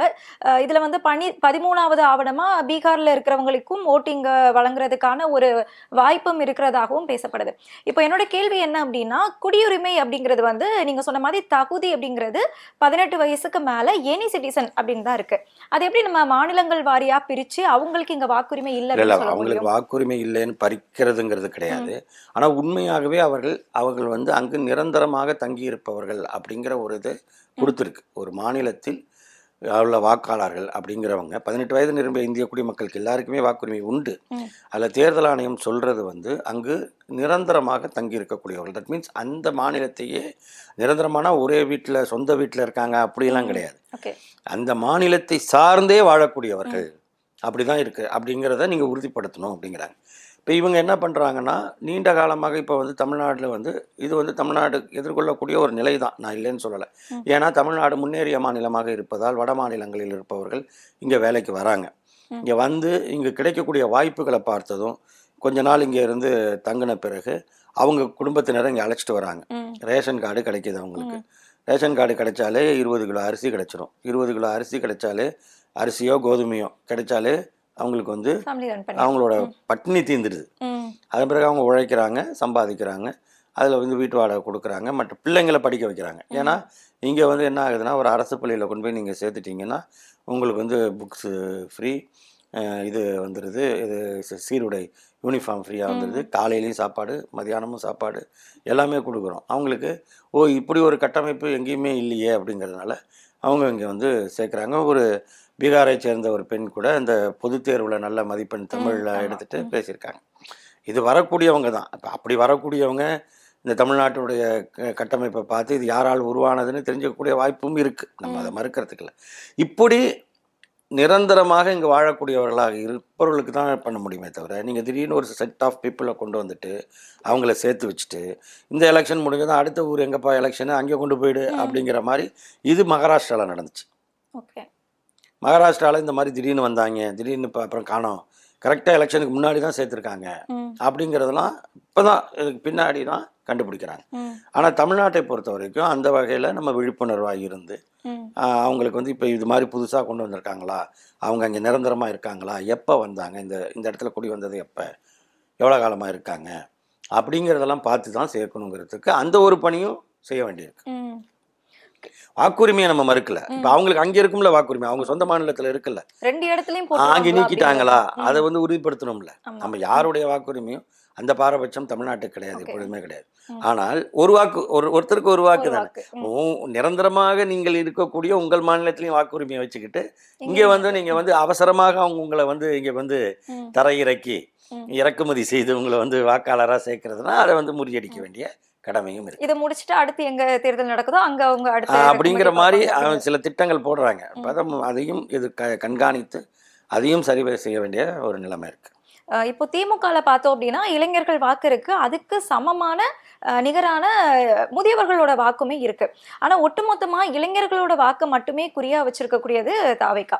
இப்போ இந்த இதுல வந்து அதிகமா பாதிக்கப்படுறது வந்து அவங்களா தானே இருப்பாங்க இந்த எஸ்ஐஆர் மூலமா. உண்மைதான். அவங்களுக்கு இதுலலாம் என்ன விழிப்புணர்வு இருக்கு என்னன்னு தெரியல. அவர்கள் அவங்க எந்த கட்சிக்கு ஓட்டு போடுறாங்க என்னன்னெலாம் கிடையாது, அதை பற்றிலாம் பிரச்சனை இல்லை. 18 வயது நிரம்பிய தமிழ்நாட்டுக்காரங்க யாராக இருந்தாலும் உங்களுக்கூட வாக்குரிமையை சேர்க்கணும்னா உங்களுக்காக திமுக இருக்குது. நீ வந்து என்ன வேணாலும் பேசிட்டு போங்க, எங்கே வேணாலும் அடிபட்டு சாவுங்க, அதை பற்றி பிரச்சனை இல்லை. ஆனால் உங்கள் வாக்குரிமையை காப்பாற்றுவதற்கான ஒரு ஜனநாயக இயக்கம் திமுக இருக்குது. அது இயல்பாகவே எல்லாரையும் சேர்க்குது. அதுதான் சொல்கிறேன், திமுக இந்த தேர்தல் அரசியலில் ஒரு நீண்ட அனுபவம் கொண்ட கட்சி. அது வெற்றிகளையும் பார்த்துருக்கிறது, தோல்விகளையும் சந்தித்திருக்கிறது. மிகப்பெரிய வெற்றியும் பார்த்துருக்கு, கடுமையான தோல்வியும் சந்திச்சிருக்கு. ஆனால் அதோடைய தேர்தல் பணி அடுத்த தேர்தலே நடந்துக்கிட்டு தான் இருக்கும். எந்த ஒரு தேர்தலையும் அது புறக்கணித்து விட்டு ஒதுங்கியதில்லை. எந்த ஒரு தேர்தலையும் அது வந்து பணி செய்யாமல் போனதும் இல்லை. அப்போ 2014 நாடாளுமன்ற தேர்தலில் திமுக ஓரிடம் கூட வெற்றி பெறவில்லை. ஆனால் அதுக்காக விட்டுட்டாங்களா? 2016 தேர்தலையும் அவங்க வந்து சட்டமன்ற தேர்தலில் வேலை பார்த்து ஏறத்தாழ ஒரு 89 இடங்களை பெறக்கூடிய எதிர்கட்சியாக வந்தாங்க. ஆளுங்கட்சிக்கு இணையாக நெருக்கமாக வரக்கூடிய இடத்துல. அதுக்கப்புறம் 2019 தேர்தல் 39 இடங்கள், 40ல் 39 இடங்களை எடுக்கிறாங்க. ஆக வெற்றி தோல்வியை பற்றிலாம் ரெண்டாவது தான். அதை தாண்டி தேர்தல் பணி அப்படிங்கிறது திமுக வந்து இந்த ஜனநாயக உரிமையை காப்பாற்றுற ஒரு வேலையை செய்யும். முன்னெல்லாம் கட்சிகளே பூத் ஸ்லிப் கொடுப்பாங்க. இப்போ தான் தேர்தல் ஆணையம் அதை நிறுத்திடுச்சு. நீங்கள் கட்சிக்காரங்க கொடுக்காதீங்க, நாங்கள் கொடுத்துக்குறோம் அப்படின்னு. அது தேர்தல் ஆணையத்துடைய பணி தான், இல்லைன்னு சொல்லலை. அது ஏன்னா கட்சிக்காரங்க கொடுக்கும் பொழுது அதில் என்னென்னா அவங்க கட்சி சின்னத்தை பிரிண்ட் பண்ணி கொடுத்துருப்பாங்க. அது அந்த பக்கம் கவுண்டர் ஃபைல் மாதிரி இருக்கும், அதை கிழிச்சிடணும், இதை எடுத்துருப்போம். அதை எல்லார் வீடுகளுக்கு தான் கொண்டு போய் கொடுப்பாங்க. இப்போ ஒரு பாகத்தில் ஒருத்தர் பாக முகவர் இருக்காருன்னா அவருக்கு கீழே வந்து பிஎல்சி அப்படின்னு பூத் லெவல் கமிட்டி, அதில் 100 பேருக்கு ஒருத்தங்கன்னு ஒரு 10 பேராவது இருப்பாங்க. ஒரு BLA 2க்கு கீழே BLC, இது கட்சி போட்டுக்கிறது. BLA 2 வந்து கட்சி போட்டு தேர்தல் ஆணையம் அங்கீகரிக்கிறது. இதுக்கு கீழே இந்த BLC இவங்க நிர்வாக வசதிக்காக போட்டுக்கிறது. அவங்க உட்காந்து எழுதுவாங்க 100 பேரையும் அதில் கையால் எழுதி வரிசையாக எழுதி எல்லார் வீட்டுக்கும் அந்த வீட்டில் 4 ஓட்டாப்பா எழுதிடுவாங்க, இந்த வீட்டில் 3 ஓட்டா எழுதிட்டு அவங்க யாருக்கு போடுறாங்க, ஏடிஎம்கேவா டிஎம்கேவா அதை பற்றிலாம் கவலை இல்லை. அவங்கள்ட்ட கொண்டு போய் எல்லாருக்கும் கொடுக்கறது. இதே அதிமுகவும் பண்ணும். திமுக மட்டும் சொல்லலை, அதிமுகவும் பண்ணும். அல்லது அந்த பகுதியில் வேற ஒரு கட்சி செல்வாக்காக இருந்ததுன்னா அதுவும் செய்யும். எல்லாருக்கும் கொடுக்கறது அப்படித்தான் இருக்குமே தவிர இதெல்லாம் வந்து புதுசாக வந்தவங்களுக்கு அரசியலும் தெரியல. அது ஒரு வன்ம கூட்டமாக, அது வன்மத்தை மட்டும் தங்களை தவிர மற்ற எல்லாருமே வன்மத்தை தெளிப்பது தெரிப்பது அப்படிங்கிற மாதிரி இருக்கிறதுனால பாதிப்புகள் இருக்கும். இதை நீங்கள் அவங்கெல்லாம் சரியாக கவனிக்கலைன்னா பாதிப்புகள் இருக்கும் நிச்சயமாக. நீங்க வந்து சொன்னீங்க அது வந்து ஒரு வன்ம கூட்டம் வன்மத்தை தெளிக்குது அப்படின்னு சொல்லியிருக்கீங்க. ஆனா அவங்க என்ன சொல்றாங்க அப்படின்னா, அந்த கட்சியோட தலைவரே என்ன சொல்றாங்க அப்படின்னா, திமுக தான் ஒரு வன்ம குடவுனா இருக்கு அப்படிங்கிற மாதிரி சொல்லியிருக்காங்க. அதே மாதிரி என்ன சொல்றாங்க எந்த அப்படின்னா, அடிப்படையில் சொல்கிறாங்க? அதுதான் அவங்கள வந்து வெளியே வரவிடாம அவங்களுக்கான செல்வாக்கை முறியடிக்கிறதுக்கான சதிகளை வந்து திமுக செய்யறதா சொல்லியிருக்காங்க. என்ன வெளியில் வர விடாமல் செய்கிறதுக்கு என்ன இருக்குது? இப்போ உதாரணத்துக்கு சொல்கிறேனே, ஒரு ஒரு அனுமதி கொடுக்கலன்னு வச்சுங்க, ஒரு அரசாங்கம் அல்லது காவல்துறை ஒரு போராட்டத்துக்கோ ஒரு பொதுக்கூட்டத்துக்கோ ஒரு நிகழ்வுக்கோ அனுமதி கொடுக்கலன்னா 2 வழி இருக்குது. முதல் வழி நீதிமன்றம் செல்வது. நீதிமன்றம் சென்றால் அங்கே என்னன்னா அவங்க கேட்பாங்க, என்ன ஏன் கொடுக்காததுக்கு என்ன காரணம்? ஏன்னா ஜனநாயக நாட்டில் கொடுத்தாகும். இல்லைங்க இந்த இடம் இப்படி இந்த இது இப்படின்னு சொன்னால் அப்போ மாற்று இடம் கொடுங்க, தேதி இப்படி இந்த தேதியில் அங்கே ஒரு திருவிழா இருக்குது அதனால் பிரச்சனைகள் வரும், அந்த இல்லைன்னா இன்னொரு கட்சியோட கூட்டம் நடக்குது அதனால் முதல் வரும்னா பிரித்து கொடுப்பாங்க. அதை வந்து அவங்களுக்கு இது பண்ணி நீங்கள் பண்ணுங்க அப்படின்னு சொல்லுவாங்க. எங்கேயாவது அது மாதிரி போய் நீங்கள் வந்து உருப்படியாக ஒரு இது பண்ணியிருக்கீங்களா? ஏதாவது சட்ட போராட்டம் அது மாதிரி நடந்திருக்கா? இல்லை ஏதாவது பிரச்சனைக்கு நீங்கள் போராட்டம் நடத்திருக்கீங்களா? ஒரே ஒரு முறை போராட்டம் நடத்துனீங்க, அந்த சிவானந்தா சாலையில் அந்த போலீஸில் லாக்கப் அந்த படுகொலைக்காக மாமா அஜித்குமாருக்காக பண்ணீங்க. கடைசியாக என்ன ஆச்சு? அந்த போராட்டத்தில் போராட்டக்களம் போர்க்களம் மாதிரி ஆகி போயிடுச்சு. இருந்ததெல்லாம் உடச்சி போட்டு மரத்தில் ஏறாத நண்பா டிரான்ஸ்ஃபார்மரில் ஏறாத நண்பா அப்படின்னு சொல்கிற அளவுக்கு அந்த மாதிரி தான் இருந்தீங்களே தவிர இதில் எங்கே வந்து உங்களுக்கு நேற்று கூட தான் அதே சிவானந்த சாலையில் திமுக கூட்டணி கட்சிகள் போராட்டம் நடத்திருக்கு. எஸ்ஐஆருக்கு எதிராக ஏதாவது மக்கள் பிரச்சனைக்கு நீங்கள் போராடி இருக்கீங்களா? இந்த எஸ்ஐஆருக்காக நீங்கள் என்ன பண்ணுறீங்க? நான் கேட்டால் நாங்கள் தான் முத பேசணும். என்னையா பேசுனீங்க? என்ன ஸ்டெப் எடுத்திருக்கீங்க? இது சார்ந்து ஒரு வழக்கு போட்டிருக்கீங்களா? ஏதாவது அதுக்கு வந்து முன்னிருக்கீங்களா? இல்லை இது நீங்கள் வந்து ஒரு அதுக்கான ஒரு முகாம் அமைத்து நாங்கள் வந்து இதெல்லாம் செஞ்சு தரோம் அப்படின்னு பண்ணியிருக்கீங்களா? எதுவுமே இல்லையே. கொள்கை எதிரி பாஜகன்னு சொல்கிறதோட அதோட சரியே தவிர அந்த கொள்கை எதிரிக்கு என்னென்ன சாதகமோ அதை தானே செஞ்சுக்கிட்டு இருக்காங்க எல்லா வகையிலும். அதனால் ரொம்ப விமர்சிக்கப்பட வேண்டிய கட்சி இல்லை. அது வந்து தன்னை நிரூபிக்கட்டும், அப்புறம் பேசலாம். ஒருத்தங்களை வந்து சும்மா அதாவது வளர்ந்துருக்கிறக்கூடிய கட்சியை வந்து அது கோபுரத்து மேலே ஏறி நின்றுக்கிட்டு நான் ஒருத்தன் குதிக்க போகிறேன்னு சொன்னான்னு வச்சுங்களேன், எல்லாரும் அவனை அண்ணாந்து பார்ப்போம். ஏன்னா அதனால் அவன் கோபுரத்தோட உயரமா கிடையாது. கோபுரத்து மேலே ஏறி நின்றுக்கிட்டு ட்ரெஸ்ஸோடையோ ட்ரெஸ் இல்லாமையோ நின்றுக்கிட்டு நான் குதிக்க போகிறேன் அப்படின்னு சொன்னான்னா அவன் எல்லாரும் ஒரு வேடிக்கை தான் பார்ப்பாங்க. அந்த மாதிரி அவன் மனநிலை என்னான்னு தெரியாது யாருக்கும். ஏன் அது மேலே ஏறினா, அவன் ஏன் ட்ரெஸ்ஸு போடல, அவன் ஏன் குதிக்கிறேன்னு சொன்னான் அப்படின்னா அவன் மனநிலை என்ன அது யாருக்கும் தெரியாது. ஆனால் எல்லாரும் அண்ணாந்து பார்ப்பான், ஐயோ ஒருத்தர் மேலே நிற்கிறான். அதுக்காக அவன் கோபுரத்தை விட உயரமா? கிடையாது. கோபுரத்து மேலே ஏறி நின்னாதான் அவன் கவனிக்கப்படுவான். அது மாதிரி திமுகங்கிற இயக்கத்தை எதிர்த்தா மட்டும்தான் இங்கே பொழப்பு நடத்த முடியும். அது ஏதோ ஒரு வகை பிழைப்பாக இருக்கும். தேர்தல் அரசியல் லாபமாக இருக்கும், இல்லை பணம் லாபமாக இருக்கும், இல்லை இன்னொரு கட்சியோட அஜெண்டாவாக இருக்கும், அதோட அசைன்மெண்ட்டாக இருக்கும், எது வேணாலும் இருக்கலாம். அதை மாதிரி பேசுகிறது இப்போ வந்து ஒரு இடத்துக்கு வரட்டும், அது தேர்தல் களத்தில் தெரியட்டும், அப்புறம் பேசலாம். நீங்கள் கிடைச்ச வாய்ப்பில் கட்சி தொடங்கின பிறகு அவங்களுக்கு நாடாளுமன்ற தேர்தல் வந்துச்சு 2024 நாடாளுமன்ற. நாங்கள் நாடாளுமன்ற தேர்தலில் நிற்கலை. அதுக்கப்புறம் ஈரோடு கிழக்கு இடைத்தேர்தல் வந்தது, இடைத்தேர்தலில் நிற்கலை. இப்போ கேட்டால் முதலமைச்சர் வேட்பாளர் இவர் தான், எங்களோட தான் கூட்டணி வைக்கிறவங்க வாங்க, நாங்கள் நேராக முதலமைச்சர் ஆகும் அப்படின்னு அவங்க ஒரு இதை எடுக்கிறாங்க. என்ன பார்க்கலாம். அதுக்குள்ளே ஏன் நம்ம வந்து திமுகவை நோக்கி விமர்சிப்பவர்கள் எல்லாருக்கும் பதில் கொடுக்கணும்னு அவசியமே இல்லையே. திமுகவை தான் விமர்சிச்சாகணும், வேறு யாரை போய் விமர்சிச்சா? எடப்பாடி விமர்சிச்சு என்ன பதில்? எடப்பாடியாக தான் செங்கோட்டையை விமர்சிக்கிறாரு, தினகரன் விமர்சிக்கிறாரு, ஓ பன்னீர்செல்வம் விமர்சிக்கிறாரு, அவங்க கட்சிக்குள்ளேயே விமர்சிக்கிறாங்க. அதனால் வலிமையான ஒரு இயக்கமாகவும் உறுதியான ஒரு இயக்கமாகவும் மக்களுக்கு பாடுபடக்கூடிய இயக்கமும் 75 ஆண்டுகள் நிலைத்திருக்கக்கூடிய ஒரே மாநில கட்சியாகவும் 75 ஆண்டுகள் நிலைத்திருக்கும் நிலையிலும் ஆட்சியிலும் இருக்கக்கூடிய மாநில கட்சியாக இருப்பது திமுக தான். அதோட வரலாறு அப்படி. அதனால் அதை தான் பேசுவாங்க. அதனால் அதுக்கான நம்ம போய் வரிக்கு வரி பதில் அப்படின்னு சொல்ல தேவையில்லை. ஒன்றே ஒன்று, அந்த கட்சியில் இருக்கவங்களுக்கு எப்படி எனுமரேஷன் ஃபார்ம் ஃபில்அப் பண்ணணும், நம்ம பேர் இருக்குமா ஓட்டர் லிஸ்ட்டில் இல்லைனாலும் சொல்லுங்கள். திமுகவினர் கண்டிப்பாக திமுக BLA2 உதவும். சார் அதே மாதிரி இப்போ வந்து திமுக அது வந்து கொள்கையினால் வளர்ந்த ஒரு கட்சி. அதாவது கொள்கை ரீதியாக கருத்து ரீதியாக எதிர்க்காம அவங்களோட எதிர்ப்பு எப்படி இருக்குது அப்படின்னு பார்த்தீங்கன்னா, இப்போ வந்து ஜனநாயகன் படத்தோட ஃபர்ஸ்ட் சிங்கிள் சாங் வந்து வெளியாகிருக்கு. அந்த சாங் வந்து ஒன்ஸ் மோர் போட சொல்லி அதை கேட்கல அப்படிங்கிறதுக்காக அதுவுமே திமுகவுடைய சதி அப்படிங்கிற மாதிரி சொல்லியிருக்காங்க. இதெல்லாம் எப்படி பார்க்குறது சார்? அது நீங்கள் பார்த்தீங்கன்னா, அந்த ஒரு யூடியூபர் ஒருத்தர், உலக புகழ்பெற்ற யூடியூபர் ஸ்பீடு அப்படின்னு, அவர் ஒரு ட்ரெயினில் போயிட்டு இருக்கும் பொழுது அவர்கிட்ட போய் டிவிக்கே தளபதி விஜய் அப்படின்னு கத்துறாங்க. இது என்ன அவருக்கு தெரியுமா? அதே மாதிரி வந்து ஒரு ஸ்டாண்டிங் காமெடி நடக்குது யூஎஸில், தமிழ் அவர் தான். அங்கே 2 பேர் கத்துறாங்க. அவர் உடனே கேட்குறாரு, யார்ப்பா அது கத்துனது, என்ன இங்கே உங்களுக்கே அங்கே 1000 பிரச்சனை இருக்குது அமெரிக்காவில். அவர் வந்து H1B விசா இந்த எல்லாம் விசா விவகாரம்லாம் பெருசாக இருக்குது. அதிலேயே ட்ரம்ப் வந்து ஒவ்வொன்று சொல்லிட்டு இருக்கிற மாதிரி உங்களை பாருங்கப்பா, அப்படி உங்களுக்கு ஏன் உங்களுக்கு 2026லாம் இப்போ உங்களுக்கு எதுக்கு? ஒருவேளை அப்படி இருந்தால் 2026க்கு அங்கே வாங்க, தமிழ்நாட்டுக்கு வாங்க. அவர் அமெரிக்கா பக்கத்தில் இருக்கக்கூடிய அந்த கத்துனவங்களை சொல்கிறார் டிவிக்குன்னு, அங்கே வாங்க, 2 கூட்டத்துக்கு போங்க, மாநாட்டுக்கு போங்க, தெரியும் என்னான்ட்டு அப்படின்னு அவர் சொல்லிட்டு அவர் காமெடியாக சொல்லிட்டு போயிட்டார். அதெல்லாம் உண்மை இருக்குது அது பேசுனதுக்குள்ள. அது மாதிரி திராவிட முன்னேற்ற கழகத்தினுடைய துணை பொதுச் செயலாளர், நாடாளுமன்ற குழு தலைவர் கனிமொழி MP ஒரு கல்லூரி நிகழ்வுலேருந்து வரும்பொழுது பேசிட்டு வரும்போது அங்கே டிவிக்கேன்னு போய் கத்துறாங்க. அவங்க கம் ஒய் இதை சொல்லுங்கள், அதை எதுக்காக அதை சொல்கிறீங்க, அதுக்கு என்ன காரணம், விளக்கம் சொல்லுங்கன்னு அவங்க கேட்குறாங்க. அவன் போயிட்டான். இது என்ன அப்படின்னா, இவர்கள் வந்து ஒரு மனநிலையில் இருக்காங்க, ரசிக மனநிலையில் இருக்காங்க. தன்னுடைய விருப்பமான நடிகரை ரசிப்பது என்பதும் அவருக்காக வந்து தன்னுடைய உணர்வுகளை வெளிப்படுத்துறதுங்கிறதும் அது ஒரு தன்மை.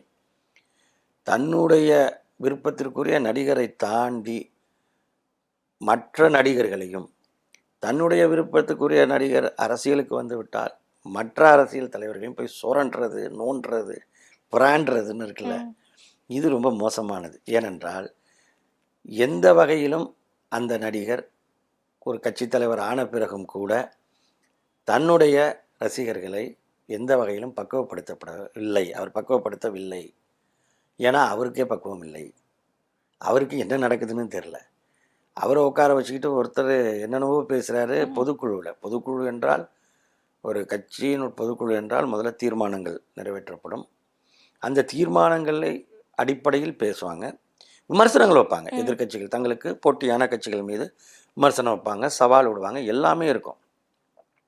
இதில் யார் தீர்மானத்தை எதையும் விளக்கிலாம் யாரும் இல்லை. எல்லாருடைய ஒரே இது திட்டுறது மட்டும்தான் அப்படிங்கிறதும், அதை வன்மத்தை வெளிப்படுத்துவது அப்படிங்கிறதுல தலைவரை மிஞ்சி நாங்கள் தான் இருக்கோம், கட்சிக்கு நீங்கள் வேணால் தலைவராக இருக்கலாம், நாங்கள் ஓனர் அப்படிங்கிற லெவலில் அங்கே பேசக்கூடிய ஆட்கள்லாம் இருக்காங்க. அதையும் அவர் வேடிக்கை பார்த்துக்கிட்டு இருக்காரு.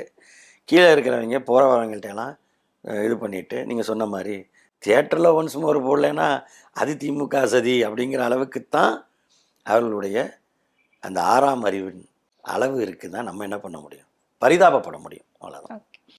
சார் அதே மாதிரியே வந்துட்டு நக்கீரன் கோபால் அவர்கள் வந்து ஜெயலலிதா அவர்களையே எதிர்த்து கட்டுரை எழுதி அது ஒரு பெரிய ஆளுமை மிக்க ஒரு பத்திரிகையை வந்து செயல்படுத்திட்டு இருக்கக்கூடியவர்.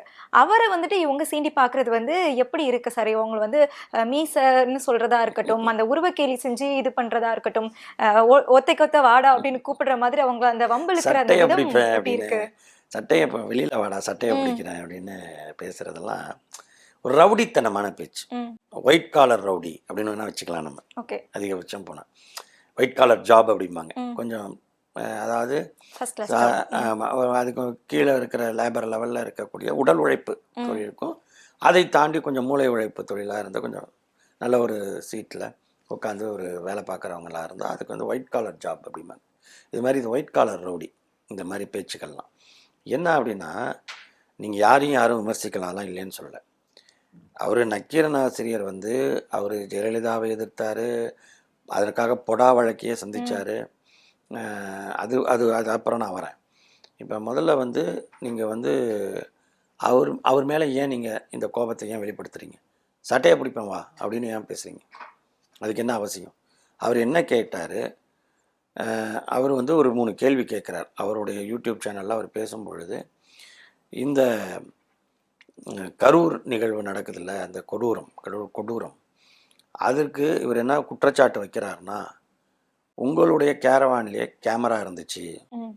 ட்ரோன் கேமரா இருந்துச்சு, இன்னொரு ஸ்பெஷல் கேமரா இருந்துச்சு, எல்லாத்தையுமே கேரவானில் camera, drone camera, special camera எல்லாம் வச்சு நீங்கள் ஏன் லேட் பண்ணிக்கிட்டே இருந்தீங்க? 12 மணிக்கு வரேன்னு சொல்லிவிட்டு ஏன் 7 மணி வரைக்கும் ஆணுச்சு அப்படின்னா, நீங்கள் வந்து கூட்டம் அதிகமாக அந்த மாஸை வந்து படம் பிடிச்சு நீங்கள் ஜனநாயகன் படத்தில் பயன்படுத்திக்கிறதுக்கு தான் இவ்வளோ நேரத்தை கடத்துனீங்க, அதனால தான் இவ்வளோ உயிர் பலிகள் ஆணுச்சுன்னு அவர் ஒரு குற்றச்சாட்டு வைக்கிறார். ஒன்று. ம். இன்னொன்று என்ன சொல்கிறாரு, அந்த விஜய அந்த இதில் சொல்லுவார், அந்த கரூர் இதில் யாரோ ஒரு பாப்பா காணுமாப்பா, தம்பிங்களா கண்டுபிடிச்சி கொடுங்க அப்படின்னு சொல்கிறாருல, அந்த குழந்தை இறந்து போயிடுது.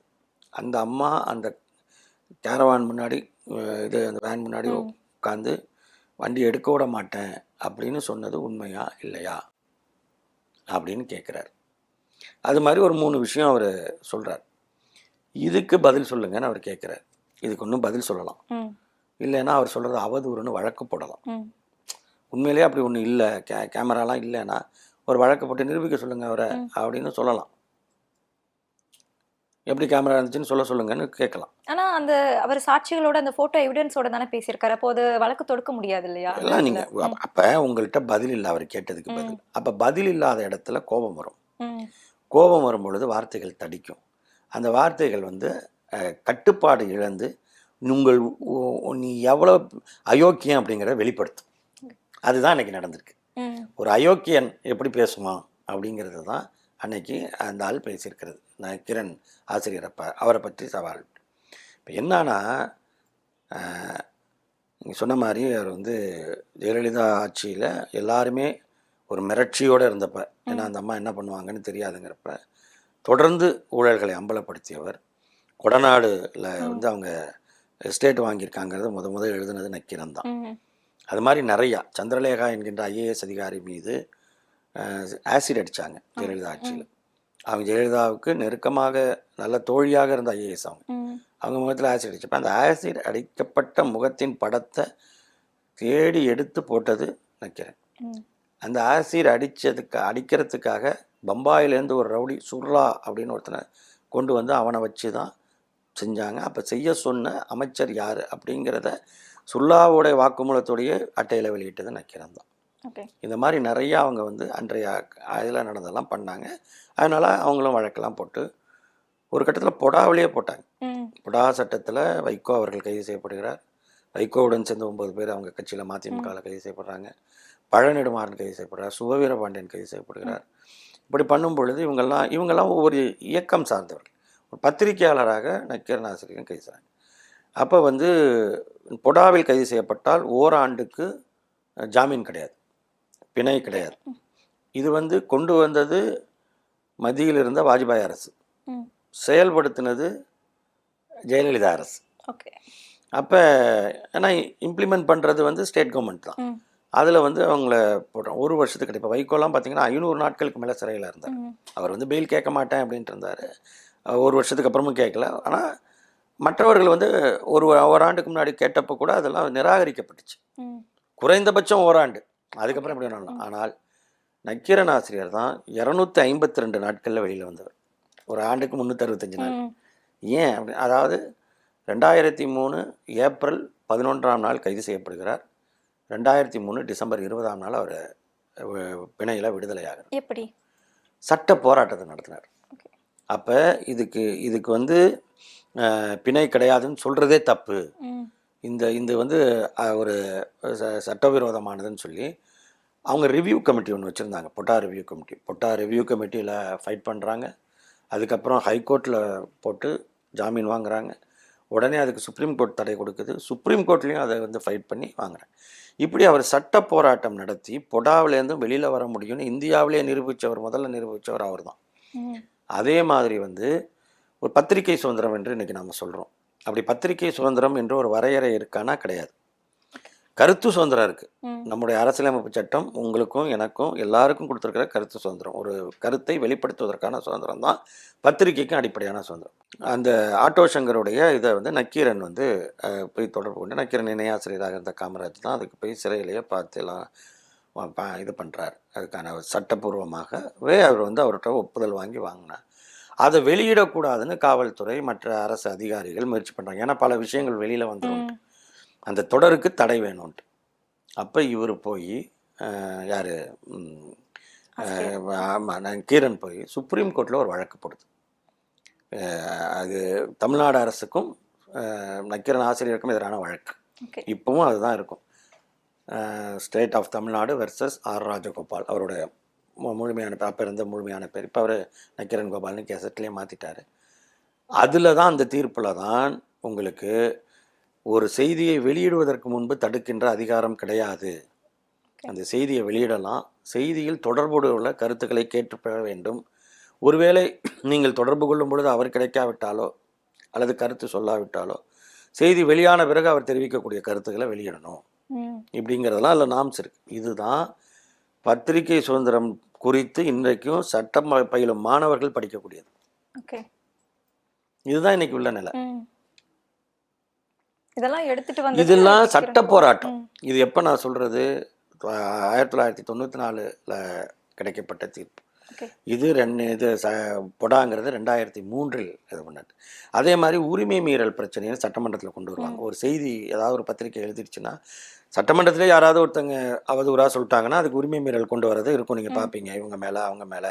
இப்போ அந்த சட்டமன்றத்துக்கு வந்து குட்கா பாக்கெட்டை கடந்த அதிமுக ஆட்சியில் திமுக உறுப்பினர்கள் கொண்டு போனாங்க, எதிர்க்கட்சி தலைவர் ஸ்டாலின் உட்பட எல்லாம் கொண்டு போனாங்கங்கிறப்ப அதுக்கு ஒரு உரிமை மீறல் வழக்கு வந்துச்சு. வரும் அது உள்ள சட்டமன்றத்திலே. அது யாருக்கு சபாநாயகர் தலைமையில் உரிமை மீறல் குழு இருக்கும், அது பண்ணுவாங்க. அது மாதிரி நக்கீரன் மீதும் ஒரு உரிமை மீறல் வழக்கு வருது. அப்போ அந்த உரிமை மீறல் வழக்கு வரும் பொழுது பொதுவாக என்னன்னா அது வந்து சபாநாயகர் இவங்க போய் நின்று அதை மன்னிப்பு கேட்கணும் அல்லது கொடுக்குற இதை வந்து நம்ம ஏற்றுக்கணும், அவங்கள கண்டனத்தை ஏற்றுக்கணும். அந்த மாதிரி இருக்கும். முரசொலி செல்வம்ங்கிற ஒரு ஆசிரியர், முரசொலி ஆசிரியர் செல்வத்துக்கு உரிமை மீறல் கொண்டு வந்து சட்டமன்றத்திலே கூண்டு வச்சாங்க. கோர்ட்டில் குற்றவாளிக்கு கூண்டு வைப்பாங்கள்ல, அது மாதிரி வச்சு முதலமைச்சருக்கு முன்னாடி சபாநாயகருக்கு முன்னாடி அவரை நிறுத்தி விசாரிக்கிறதெல்லாம் நடந்த ஒரு கூத்தெல்லாம் தமிழ்நாடு சட்டமன்றத்தில் நடந்திருக்கு. அதை விடுங்க. ஆனால் இது வந்து என்ன நான் சொல்ல வந்தேன்னா, அப்படி வரக்கூடிய நிலையில் இவங்க என்ன பண்ணுறாங்கன்னா அதுக்கு ஒரு வழக்கு போடுறாங்க. எந்த ஒரு புகாராக இருந்தாலும், எந்த ஒரு வழக்காக இருந்தாலும், எந்த ஒரு அமைப்பில் இருந்தாலும், நீதிமன்றமாக இருக்கலாம், போலீஸ் ஸ்டேஷனாக இருக்கலாம், ஆணையங்களாக இருக்கலாம், மனித உரிமை ஆணையம், மகளிர் உரிமை ஆணையம், எது வேணாலும் இருக்கலாம். எல்லா இடத்துலையுமே அந்த குற்றம் சாட்டப்பட்டவருக்கு ஒரு சட்ட உதவி அளிப்பதற்கு வழக்கறிஞரை வைத்துக்கொள்ள உரிமை உண்டு. அந்த அடிப்படையில் சட்டமன்றத்தில் உரிமை மீறல்னாலும் ஒரு வழக்கறிஞரை வைத்துக்கொள்ள உரிமை வேண்டும்னு கேட்குறப்ப கோர்ட்டு சரிதான், ஒரு வழக்கறிஞரை வைத்துக்கொள்ளலாம்னு சொல்கிறாங்க. இவங்க நோக்கம் ஒத்தாளாக அவர் நக்கீரன் ஆசிரியாக உள்ளே கொண்டு வந்து அவமானப்படுத்தலான்ட்டு. இப்போ வழக்கறிஞர் வரலான்னு சொன்னது அந்த உரிமை மீறலே போயிடுச்சு. அப்போ நான் என்ன சொல்கிறேன், இது நக்கீரனுக்கு மட்டும் கிடையாது. நான் சொன்ன ஆட்டோ சங்கர் வந்து ஒட்டுமொத்த இந்தியாவுக்குமானது, இன்னும் சட்டம் பயிலும் மாணவர்களுக்கு பாடமாகவும் இருக்குது. அதே போடா இதில் அவர் முத ஜாமீனில் வந்த பிறகு தான் எல்லாருக்குமான அடுத்தடுத்து கிடைக்கக்கூடிய வாய்ப்பு அமைஞ்சுது. இப்போ நான் சொல்கிற இந்த சொன்ன சட்டமன்றத்தில் உரிமை மீறலுக்கும் எந்த மாநில சட்டமன்றத்தில் இனி வந்தாலும், தமிழ்நாட்டில் மட்டும் இல்லை, எந்த மாநில சட்டமன்றத்தில் வந்தாலும் ஒரு வழக்கறிஞரை வைத்துக்கொள்ளுங்க, ஏன்னா வாய்ப்பு உருவாக்கிது. ஆக நக்கீரன் ஒவ்வொன்றும் சட்ட ரீதியான ஒரு வாய்ப்பை ஒட்டுமொத்தமாக பெற்றுக் கொடுத்தது. அந்த மாதிரி நீ போராடாம அவர் சட்டையை பிடிப்பேங்கிறிய, உன்னோட அறிவு என்ன? உன்கிட்ட என்ன இருக்கு? பணத்திமுறு, பண கொழுப்பை தவிர வேற என்ன இருக்கு? அதுதான். ஆக என்ன ஏது நீங்கள் ஒரு விஷயத்தை பார்க்கும் பொழுது அது என்ன பின்னணி எல்லாம் தெரியாமல் உங்களுக்கு பதில் சொல்ல வக்கில்லை, உங்களிடம் பதில் சொல்வதற்கு எதுவும் இல்லை. அதனால கோபம் வருது. கோபம் இப்படி வருது, அவ்வளோதான். ரவுடித்தனத்தை காட்டுது. அதே மாதிரி 6 மாசத்துக்கு அப்புறமா நாங்க யாரு எங்க ரவுடித்தனத்தை பாப்பீங்க அப்படிங்கிற மாதிரியும் சொல்லியிருந்தாங்க. அதெல்லாம் மக்கள் கேட்டுட்டு தான் இருக்காங்க. 6 மாசத்துக்கு அப்புறம் அவர் எங்க இருக்காருன்னு பார்ப்போம். ஏன்னா 6 மாசத்துக்கு முன்னாடி அவர் எங்க இருந்தாருன்னு தெரியும். இப்போ இங்கே இருக்காரு. 6 மாசத்துக்கு அப்புறம் அவர் எங்க இருக்காருன்னு அப்ப பார்த்துக்கும். நேர்முகம் நிகழ்ச்சியில கலந்துக்கிட்டு பல்வேறு தகவலை எங்களுக்கும் சரி நேயர்களுக்கும் சரி பகிர்ந்திருந்தீங்க. ரொம்ப நன்றி. நன்றி.